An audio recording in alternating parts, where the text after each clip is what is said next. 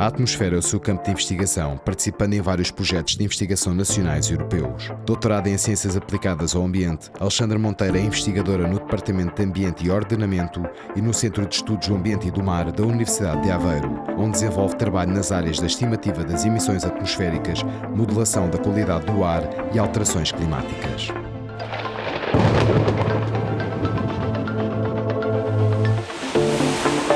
ScienceCast. Uma conversa com ciência. Sejam bem-vindos ao ScienceCast, uma conversa com ciência. O meu nome é Mónica Ribal e vamos ter conversa muito interessante com a Alexandra. Olá, obrigada desde já por estares aqui connosco.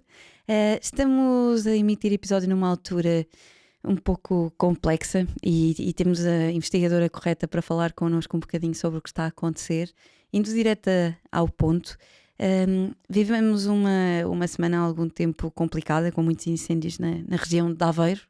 Foi uma das mais complicadas este ano. Já falamos este ano porque todos os anos acontece algo deste género, não é?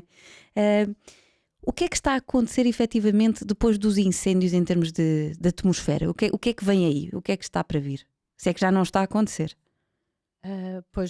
Sobretudo em termos destes dias, aconteceu, não é? Aconteceram que foram atingidos valores de alguns poluentes críticos recordes que nunca foram, na verdade, registados valores recordes durante tanto tempo. Foi, apesar de, como disseste, isto tem vindo, já é recorrente. Eu até escrevi um artigo há 4 anos, quando aconteceu, precisamente mais ou menos nesta altura, foi no dia 9 de setembro, no ano anterior tinha acontecido também em setembro, no início.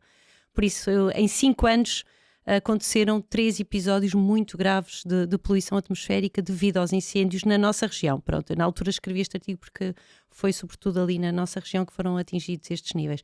Mas este ano foi mesmo recorde porque foram, só para terem uma ideia, o poluente aqui que nos preocupa mais nos incêndios nas áreas afetadas pela população são as partículas, a matéria sólida em suspensão no ar, que o valor limite para a proteção da saúde humana são 50 microgramas por metro cúbico, para valores médios diários.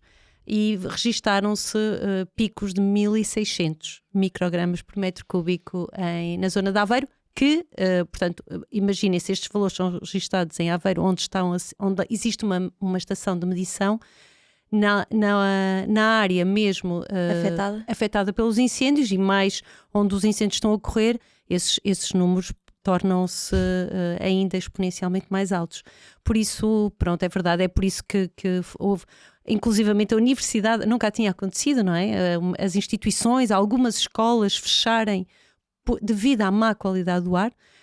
Nós já trabalhamos há muitos anos nesta área, eu não me lembro disto ter acontecido, portanto daí podemos reconhecer que foi um evento extraordinário, mas de alguma forma acredito que tenha sido um alerta para outras situações. É verdade que os incêndios são os que provocam uma deterioração pior da qualidade do ar, não é? Nós temos dias com boa qualidade do ar, dias com má qualidade do ar, alguns dias ainda com péssima qualidade do ar, mas os incêndios são realmente os eventos que temos que nos deterioram, que mais contribuem, sim. E este foi um extraordinário mesmo. Pronto. E daí as pessoas terem voltado rapidamente à prática da pandemia, como a colocação de uma máscara durante o dia todo. Sim, foi uma coisa muito rápida.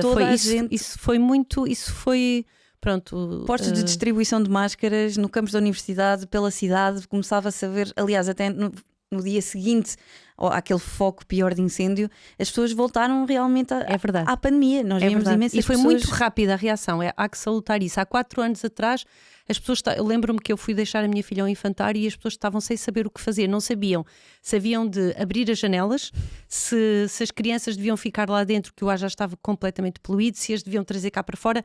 Foi um misto, foi caos, porque realmente as pessoas não sabiam o que fazer. Eu acho que aqui, desta vez, pareceu-me que houve uma resposta mais sábia e mais rápida perante para a proteção da saúde humana, sim. E para destacar esta resposta, qual foi? O que é que se deve fazer numa situação em que acontece uma catástrofe destas? Portanto, é de evitar estar lá fora, que é onde o ar está mais poluído. Portanto, para isso, o que é que se deve fazer? Fechar as janelas imediatamente. Não há o arejar a casa nesse dia. E em alguns casos, como as janelas, infelizmente, não são muito isoladoras, não é? O que se pode fazer é colocar mesmo toalhas úmidas nas frinchas da janela para que essa contaminação do ar exterior não venha para dentro. E eu digo isto, sobretudo, estas precauções é sobretudo para pessoas, para os grupos de risco, não é? Para as crianças, para os idosos, para as pessoas com problemas sistema respiratório, não é? Para problemas crónicos, como por exemplo asmáticos, esses devem ter especial cuidado. Eu sei que, por exemplo, presenciei que muita gente à minha volta estava com crises de rinite. Isto é um exemplo de uma reação alérgica do nosso corpo quando nós temos agentes estranhos a penetrarem o nosso corpo, como são estes poluentes. Normalmente o corpo humano não reage, ok? Perante a presença destes agentes estranhos, mas pessoas com maior sensibilidade crónica reagem, e os asmáticos é um exemplo disso. Começa logo a... Exato. Portanto, esses devem ter especial cuidado e manterem-se em casa e, claro, de toda a atividade física, e isso foi bem dito, não é aconselhável. Porquê? Porque aí estamos a inspirar a uma taxa muito superior. E, portanto, não é isso que nós queremos. Não é que ainda entre em mais agentes externos para o nosso corpo. Que foi exatamente o que aconteceu durante aqueles dias. Portanto, de louvar, fica aqui esta mensagem. Não vai voltar a acontecer. Pois. As projeções, na verdade, isto foi um evento extremo, não é? Portanto, houve uma onda de calor. A onda de calor por si já é um evento extremo. E as ondas de calor nestas condições estão associadas a riscos meteorológicos de incêndio muito elevados. Pronto, depois daí a discussão se os focos a ignição foi natural ou não, isso acho que já é outra questão. Mas que estas condições favoráveis vão acontecer mais, sim, vão, não é? E vão porquê, Alexandra? Por uma questão num contexto de alterações climáticas, não é? Isso já é bem ciente ao nível científico que estas condições vão acontecer mais. Lembro-me há uns anos temos uma colega minha fez precisamente a tese de doutoramento nos incêndios em contexto climático, como é que ia acontecer, e por exemplo as áreas que iam ser mais afetadas em termos que ia haver mais risco meteorológico de incêndio eram as áreas mais de sul interior.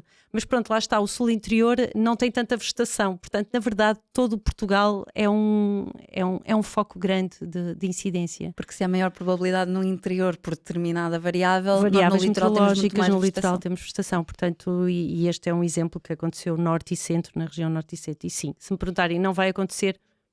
Eu julgo que sim, vai acontecer. Em termos meteorológicos, em termos climáticos, sim. É o que tudo indica. É o que tudo indica, sim.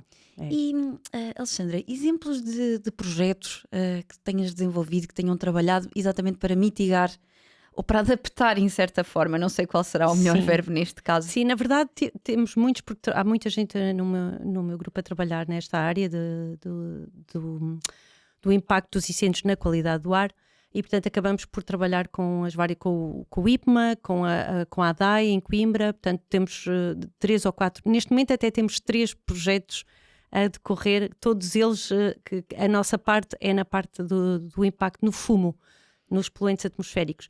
E é engraçado que temos um a decorrer e vamos fazer agora um workshop, precisamente porque um dos objetivos desse projeto é desenvolver uma plataforma em que as pessoas, quase em tempo real, consigam visualizar para onde é que vai o fumo, para onde é que está a ser dispersada a pluma de fumo do incêndio. Portanto, nós fazemos toda uma simulação por trás de previsão, não é? E essa plataforma depois disponibiliza esses resultados e as pessoas podem consultar. E portanto vamos abrir agora, vai haver um training e já sabemos que o interesse ficou muito aumentado, claro, depois disto. E pronto, é já numa das próximas semanas e portanto é engraçado ou não, se calhar não tem piada nenhuma, mas... Não, mas vocês estavam preparados quando a oportunidade aconteceu. Sim, e já fizemos, e na altura fizemos mesmo a simulação da pluma do fumo. Pronto, foi interessante poder testar com este caso de estudo. E chegaram a conclusões interessantes. Temos uma aplicação nos próximos tempos deverá haver Sim, apoio, exatamente porque a Aveiro está extremamente centrada A nesta plataforma questão agora. funciona, foi o que nós conseguimos verificar, o que foi bom. Foi mais um teste, já tínhamos feito alguns, mas foi mais um. E pronto, lá está, houve esta pluma. Neste caso, muitas destas ondas de calor estão associadas a uma baixa térmica na península e ao vento leste. Daí aquele ditado que todos nós já ouvimos falar de Espanha: nem bom vento, nem bom casamento. Exato. Os nossos antepassados já sabiam que este vento leste traz muitos problemas. No inverno, o vento leste traz muito frio, às vezes, portanto, até são aqueles ventos que vêm da Sibéria e conseguem passar pelos Pirineus, estão muito associados a isso. E neste caso, no verão, estas ondas de calor e esta circulação de leste está associada lá está, então, a temperaturas muito elevadas, umidade muitíssimo baixa. Não sei se já tem noção, mas nestes dias, a semana passada, tiveram cerca de 20% de umidade. Na nossa zona, onde o normal é 80-100%.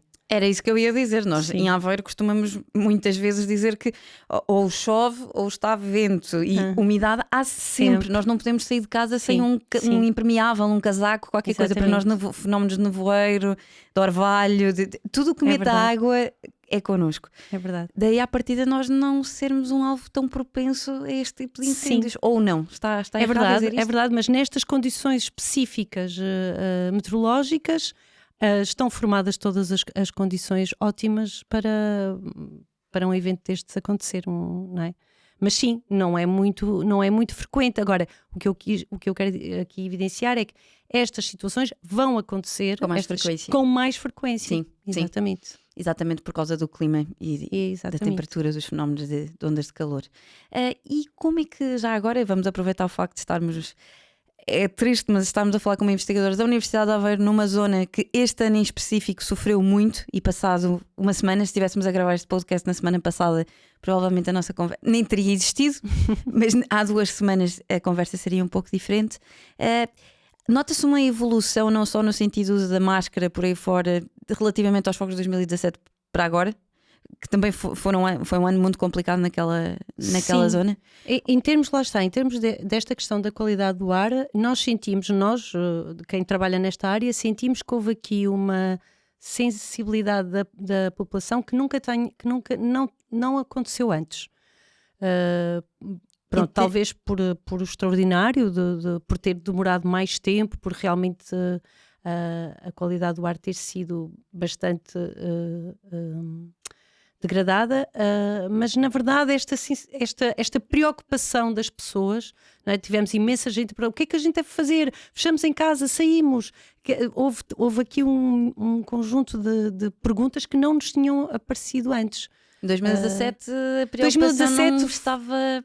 Não, porque lá está, porque eu acho que teve a dispersão foi mais também os fogos foram muito graves, a dispersão foi mais em altura. Por exemplo, lembro-me de termos colegas nossos do Reino Unido que estavam que depois começaram a estudar estes fogos, porque estes fogos, a dispersão foi muito rápida, ou seja, as correntes de vento eram muito, não sei se se lembram que era o Ofélia. Sim. Pronto, e portanto foi tudo muito rápido e chegou num instante à zona do Reino Unido e os aviões houve inclusivamente um fecho porque a pluma de fumo começou a circular nessas altitudes. Ou seja, não afetava tanto a população? Não.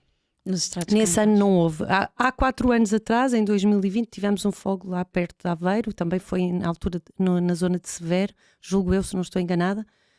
E houve, mas lá está, foram 3, 4 horas depois. Claro, as condições meteorológicas permitem que haja uma dispersão rapidamente, não é? Basta haver aqui uma mudança ao vento e foram só 3 horas, ou seja, se calhar não foi suficiente para as pessoas pensarem o que é que deveriam fazer a todo o nível. E em termos legais, em termos de município, em termos de proteção civil, em termos de operação de terreno, o que é que pode ser feito e o que é que se aprendeu? Em termos de... é possível fazer algo mais em termos de qualidade do ar? Em termos de qualidade do ar é mesmo prevenir e fazer com que o incêndio não... em termos de qualidade do ar, porque depois na atmosfera não é possível. A gente não consegue, não faz chover quando queremos, não é? Já houve técnicas aplicadas a isso, por exemplo, na China. Sim, exatamente, para a formação de nuvens. Tirando isso, podíamos debater sobre isso, não é? Sobre a geoengenharia, de perceber como é que nós podemos controlar o tempo. Mas pronto, tirando isso, não é possível. Em relação à atmosfera, não é Ok. Por isso, o que nós temos que fazer é mesmo mitigar e prevenir a questão dos pontos de ignição e do combate aos incêndios. É aí que tem que ser feito. Agora, também depois, a partir daí, aí há outras questões a falar, mas eu já não sou especialista, que é a questão do povoamento, da reflorestação, o tipo de espécies, sim.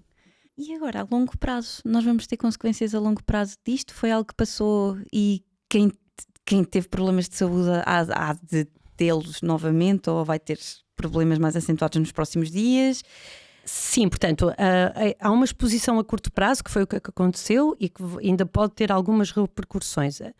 A longo prazo, o que acontece é esta área ainda requer que haja muita descoberta científica. Ok, é bom saber o que se sabe e o que não se sabe. Há muita coisa que não se sabe e é sobretudo a longo prazo que não sabemos. Porquê? Porque a partir do momento em que por exemplo, esta matéria particulada que eu falei, que é o mais crítico, entra no nosso organismo, ela entra, o primeiro sistema a ser afetado é o sistema respiratório, e é aí que nós sentimos, mas depois acaba por entrar na corrente sanguínea, em toda a corrente sistémica, não é?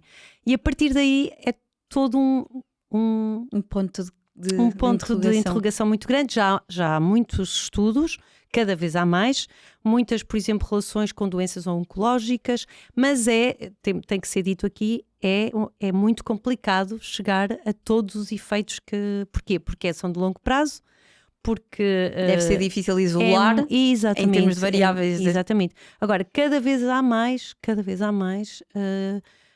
estudos a mostrarem a relação entre algumas doenças oncológicas, por exemplo, estou a falar das doenças oncológicas, também podia falar do sistema cardiovascular, cada vez há mais relação. Por exemplo, há uns meses atrás, uma colega nossa chegou ela é do departamento de biologia, mas trabalha na parte também com medicina, e chegou connosco que está convencida que há uma relação entre estes poluentes, nomeadamente as partículas e o cancro do cólon. Nós ficámos assim um bocadinho surpresos, não é nada que a gente não vá dizer que não, mas é só para perceber que aqui todo este impacto a longo termo ainda é um ponto de interrogação muito grande, muito grande. Os gases dispersam, é difícil isolá-los, é difícil ter um ciclo de vida e perceber quando é que começa, quando é que não começa. É exatamente a característica dos gases. Depois cada organismo é um só, e isto tem muito a ver com a forma como o organismo reage, portanto é um indivíduo, não é um grupo de população, não vamos expor um grupo de população àquela. É difícil, é complicado. A maior parte destes estudos que existem são nos Estados Unidos. Ao nível da Europa ainda não há assim tantos, mas vamos ver. Portanto, vamos ver, sim. Se eu disser que não há impactos, estaria a mentir. Se me perguntarem quais, era difícil acertar na resposta exatamente como ela é. Sim. Ok, Alexandra. E passando agora um bocadinho ao teu... Como é que chegaste aqui? Para nós podermos estar a ter esta conversa. Era algo que te fascinava? É algo muito específico já é alguém que trabalhas há algum tempo e que já é bastante específico, mas sempre quiseste seguir a área do ambiente ou foi algo que aconteceu de forma orgânica? Não, se me perguntarem se eu queria antes, portanto, quando eu escolhi, na verdade eu escolhi o curso um bocadinho, o que era mais importante para mim era ter uma experiência, sair de casa, então acabei por ver eu sabia que gostava, que queria uma engenharia, e acabei por ir à Universidade de Aveiro ver qual das engenharias é que não existia. Na altura era engenharia química, e então eu disse, eu quero ir para a engenharia química. Muito bom. Portanto, não vou dizer que era isto ou não. Acho que para perceberem que os cientistas exatamente, também já foram jovens. E acho que é muito importante desmistificar que é natural aos 18 anos não saber ter a certeza, não se saber, querer simplesmente experimentar. Pronto, e a minha vontade era, ok, eu gostava da parte de engenharia, gosto da parte de resolver problemas e atrai-me e pronto. E portanto fui para o Porto, que era também a cidade onde eu mais gostaria de ir. E se me perguntarem, depois quando eu acabei a universidade, se queria ser cientista, não, na verdade eu queria sair da universidade, eu queria ir para o mundo. Certo. E foi isso que eu fiz. Eu fui para uma empresa, para a RAR, não sei se vocês conhecem dos açúcares, não quero fazer publicidade aqui. Então eu fui trabalhar um ano para a indústria, verdadeiramente, porque como engenheiro químico é esse onde tenho o maior trabalho. Mas depois desse ano foi aí que eu percebi que não era aquilo que eu queria, e eu queria mesmo voltar a estudar e continuar a estudar. Mas já agora, a experiência não corresponde às expectativas? Não. Porquê? Porque não havia expectativas? Ou expectativas... Eu acho que eu percebi que eu não queria estar a trabalhar num ambiente com alguém a dizer-me o que é que eu tinha que fazer. Portanto, no fundo, eu sentia que estava a trabalhar para alguém. Não sei explicar. Não era teu? Não era meu. Eu percebi que não era... Faltava-me a parte do estudo, que eu gostava muito. E da evolução, se calhar, sentir que cada vez sentir sabe que mais. estava a fazer algo em prol de uma coisa melhor. Aquilo era um bocadinho quase um serviço, não sei. Pronto, foi o que eu senti e acho que quando as pessoas têm dúvidas é muito bom passar por estas fases, porque quando eu voltei... depois porque é que eu fui para... Lá está, porque eu agora podia ter ido para muita coisa. Porque é que eu fui para o ambiente? E porque é que eu fui à Universidade de Aveiro bater portas? Porque, na verdade, no meu curso houve uma cadeira de ambiente e nessa cadeira de ambiente, a parte da poluição do ar, eu não sei se foi a professora, às vezes nós sabemos que muitas coisas que a gente faz têm a ver com os professores que nos passam no caminho. Os professores, pronto, e neste caso pode ter sido perfeitamente, e foi a área, foi a matéria que eu mais gostei. Sim, e então depois quando soube que havia um grupo...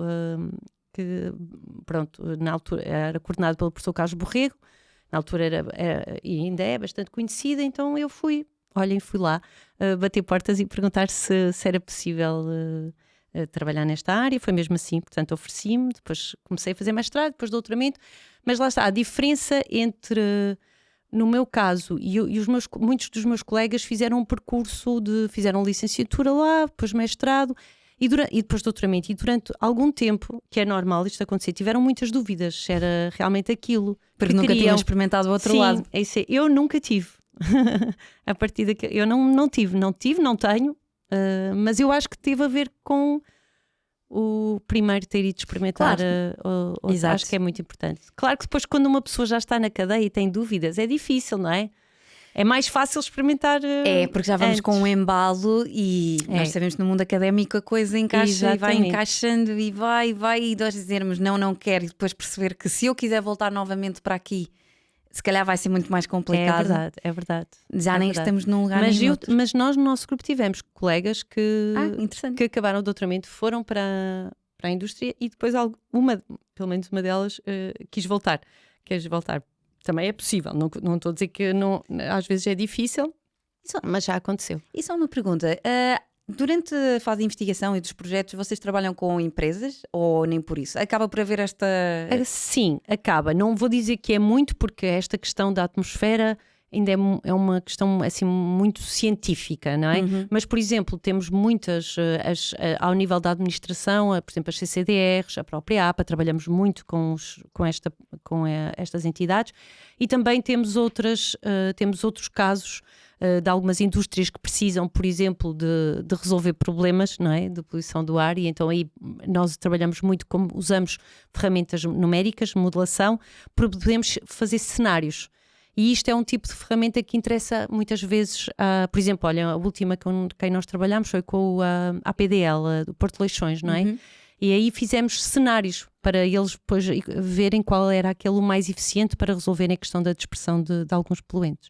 Já agora, cenários dá para explicar? Cenários de emissões, desculpe. Tem toda a razão, eu devia ter dito isto. Cenários de emissões. Eu para mim sei cá, os modelos, claro. E é preciso as pessoas terem isto em atenção. Exatamente, eu estava a falar como se estivesse aqui dentro do meu grupo, não é verdade? Portanto, o que nós precisamos, o que muitas vezes estas empresas e indústrias precisam é de avaliar cenários de emissões. Se eles reduzirem emissões num determinado local, é mais eficiente do que noutro, ou se reduzirmos este tipo de emissões é mais eficiente, porque primeiro os poluentes são emitidos, não é? Mas depois, dependendo dos obstáculos que têm, das condições meteorológicas que existem naquela zona, ou mesmo de ventos predominantes ou não, é isso que vai depender da dispersão. Sim.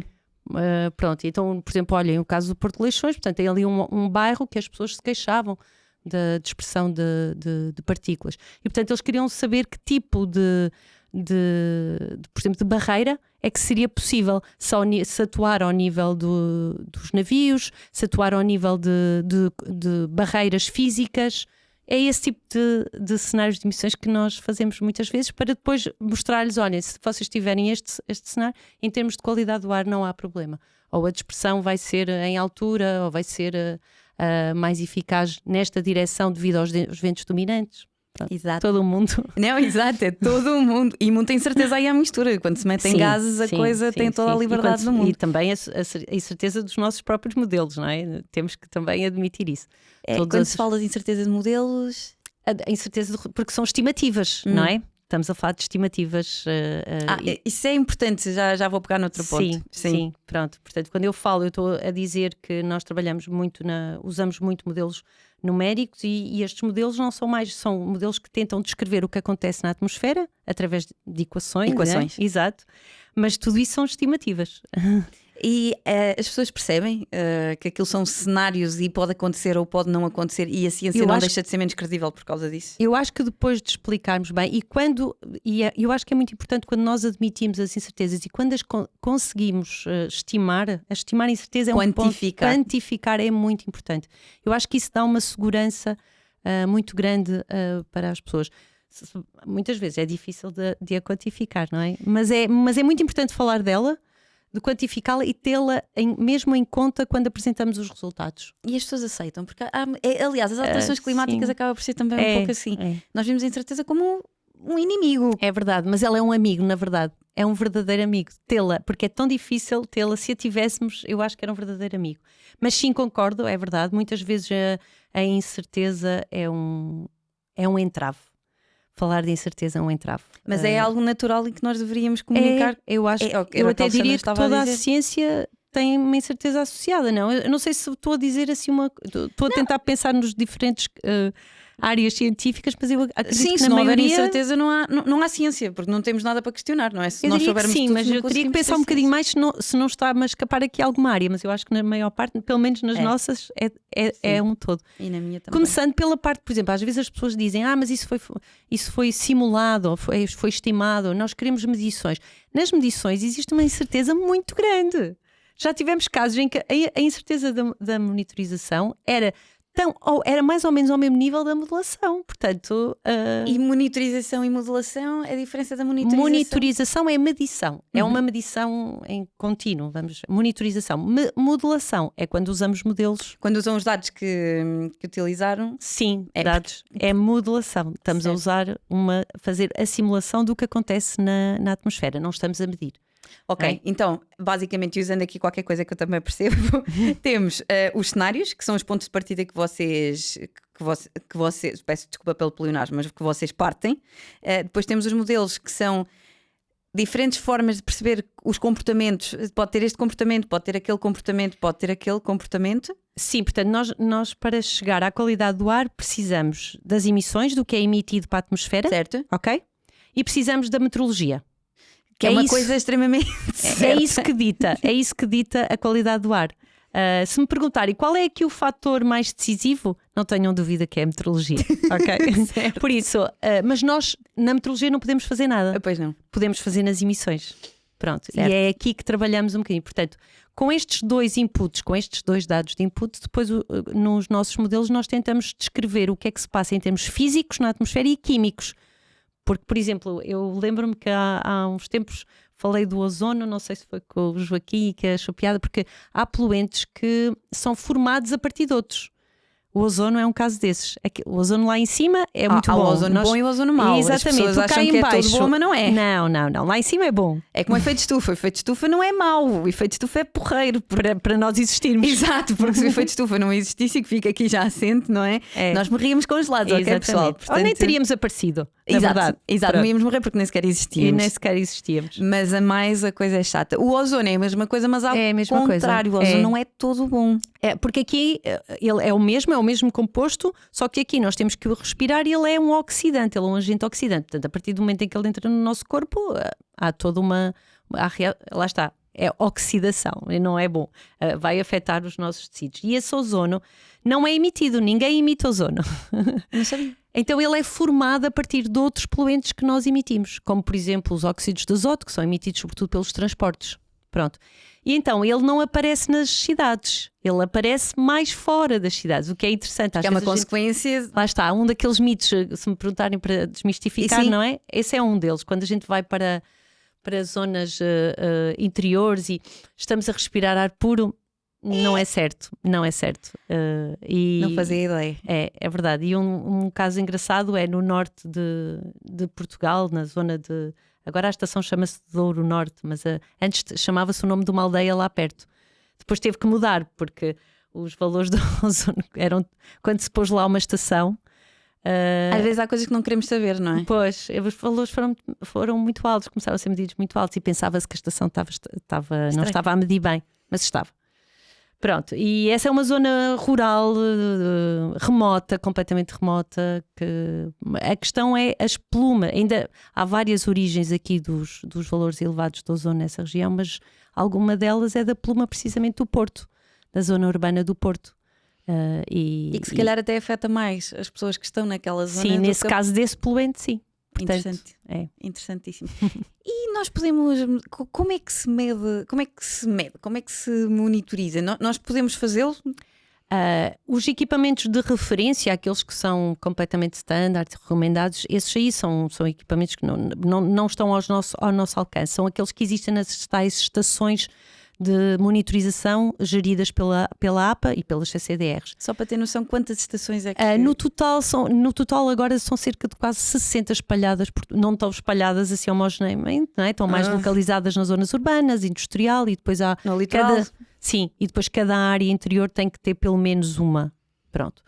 Essas são as estações de referência. Neste momento, cada vez há mais o desenvolvimento de sensores pequeninos equipamentos que nós podemos usar e até podemos, muitos deles até é possível são móveis. Um teste não é? de álcool. Ou seja, a fiabilidade não é tão grande como estas estações que eu estou a falar, daí nós chamamos de estações de referência, mas não deixa de ser uma forma de cada um de nós poder monitorizar a qualidade do ar que temos ao nosso redor. E tomar decisões na hora. Sim, pronto, em termos de preço, há de tudo. Há desde os 30 euros aos 3.000. Portanto... Sim, depende de como empenhados nós estamos. Mas cada vez mais há mais projetos e há mais gente a usar este equipamento móvel. E Alexandra, não perdendo a boleia do que nós estávamos a dizer, há mais mitos?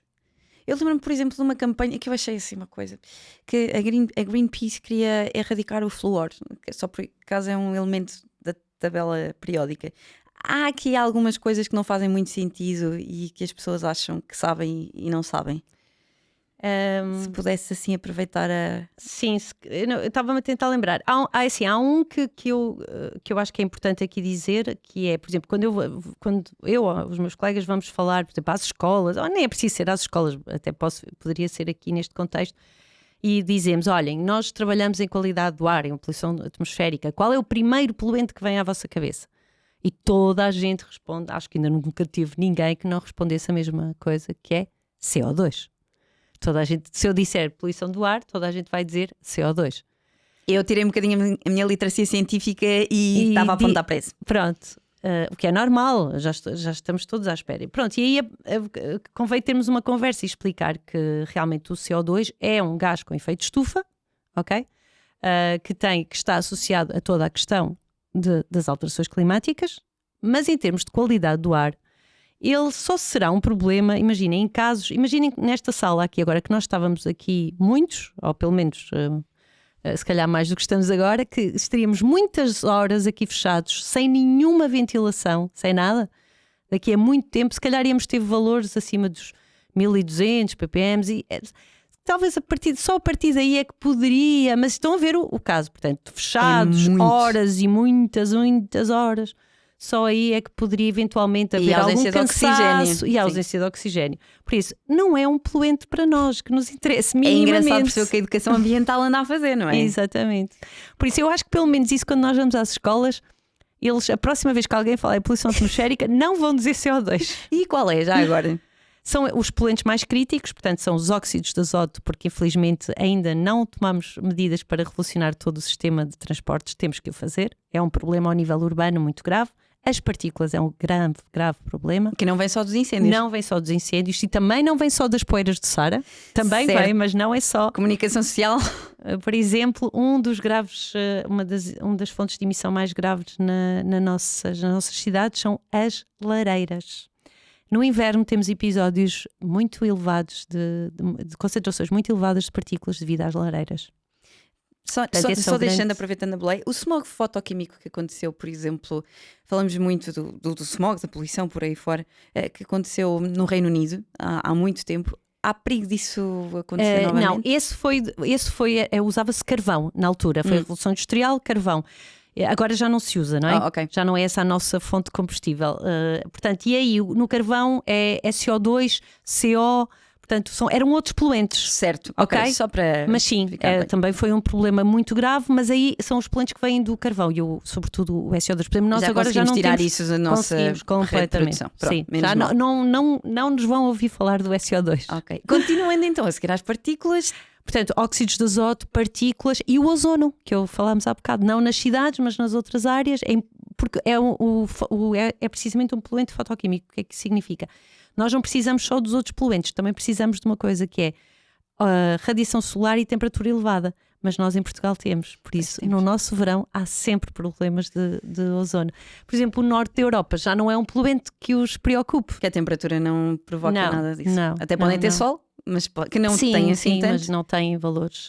Portanto, nós vivemos numa zona temperada mediterrânica, então temos Tínhamos que pagar o preço, não é? Exato. Portanto, estes são os principais poluentes que nos preocupam e que não sei se é novidade para algumas pessoas, mas que excedemos os valores limite legislados. E atenção que os valores que estão na legislação são muito mais... não são tão exigentes como as recomendações da Organização Mundial de Saúde. Ou seja, a legislação vai ser revista agora para o ano, os valores já se estão a aproximar mais, mas ainda não são os mesmos. E mesmo assim, nós ultrapassamos os valores legislados, não é? As coisas estão melhores, não vou dizer que não, atenção. Há 10 anos, nesta última década, houve uma melhoria, os valores eram bastante mais elevados antes, por exemplo, às vezes aquelas crises económicas têm um lado bom. Claro por que exemplo, nós vimos na pandemia o que é que aconteceu. Exato, não é? Olha, foi a altura em que nós tivemos melhor qualidade do ar. Exatamente. Foi na pandemia. Se nós quiséssemos resolver o problema, nós sabemos muito bem de onde é que vem o problema. Há uma estação na Avenida dos Aliados que sempre excedeu, lá está, os óxidos de azoto, este poluente muito associado ao tráfego. E pronto, lá está, em 2020 e 2021, não. Cumprimos. Porquê que será? Exato, porquê que será? Afinal, há coisas que são muito fáceis de conseguir perceber. Sim, tivemos qual é a prova. reação, lá não está, é? aqueles tais cenários de emissões que nós modelamos, tivemos a prova real que se retirarmos uma fatia muito significativa do tráfego ou substituirmos os transportes, vamos ter resultados. Só mais uma pergunta antes de passarmos para uma outra pergunta e terminar este capítulo da nossa conversa. Aquecimento global, para quem trabalha com cenários de alterações climáticas e com poluição ao mesmo tempo, há aqui uma falta de literacia e as pessoas confundem. Exatamente aquilo que nós estávamos a falar do CO2, das pessoas acharem que o CO2 é o mais poluente. Gases de efeito de estufa e gases poluentes, quando vocês vão às escolas e falam com a população, as pessoas conseguem perceber qual é a diferença ou isto com as alterações climáticas fica tudo um bocado esquisito? É natural que às vezes há aqui muita mistura de conceitos, mas o que eu noto relativamente às escolas é que a questão das alterações climáticas e do efeito de estufa está lá. Nota-se que muitos deles até já estão cansados de ouvir. Sim, porque é uma agenda que está muito forte. É verdade. Eu própria também sinto que a coisa já está mais do que mastigada. Isso está lá, não há dúvida nenhuma. Ok, a mensagem foi passada. Há 20 anos atrás não era assim. E já chega. Mas depois, claro que há aqui muita confusão de conceitos, não é? Se eu perguntar porque é que o CO2 é o que vocês ouvem falar mais, eles não me vão saber dizer, eles vão dizer, porque é o que absorve mais. Não é o que absorve mais. Não. E okay, mas por exemplo, temos mais efeitos de estufa. Exatamente, é o que há em mais quantidade. Esta resposta não aparece assim facilmente. Mas pronto, eu acho que é natural. Okay. Eu acho que o que não é bom é às vezes sentir algum cansaço nas respostas. Isso não é bom. Mas não sei como dar a volta a isso. Então, e agora ir para outra corrente, e fica aqui exatamente essa questão, que é como comunicar sem cansar. Exatamente. Se já está, é porque está, é preciso começar a falar de outras coisas. Em termos de legislação em Portugal, já falámos um bocadinho nisto, o que é preciso? O que é que está bem e o que é que está mal? Já falámos um bocadinho disso. Pois, na verdade, a diretiva da qualidade do ar está neste momento, foi revista portanto, nos últimos 2 anos e foi ótimo porque nós pudemos participar nesse processo.